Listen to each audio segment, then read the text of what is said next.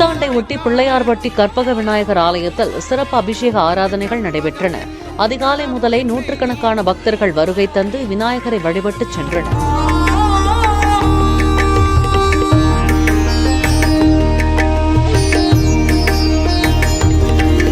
ஆங்கில புத்தாண்டை ஒட்டி மதுரை மீனாட்சியம்மன் கோவிலில் அதிகாலை முதலே ஏராளமான பக்தர்கள் சுவாமி தரிசனம் செய்தனர்.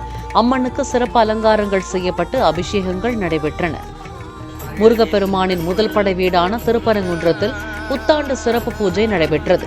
இதில் பக்தர்கள் திரளாக பங்கேற்று சுப்பிரமணியனை தரிசனம் செய்தனர்.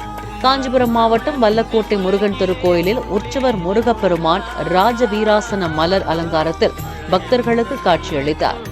கொடைக்கானல் குறிஞ்சி ஆண்டவர் முருகன் கோவிலில் தங்க கவசத்தில் ராஜ அலங்காரத்தில் வீற்றிருந்த முருகனை சுற்றுலா பயணிகளும் உள்ளூர் மக்களும் வழிபட்டனர்.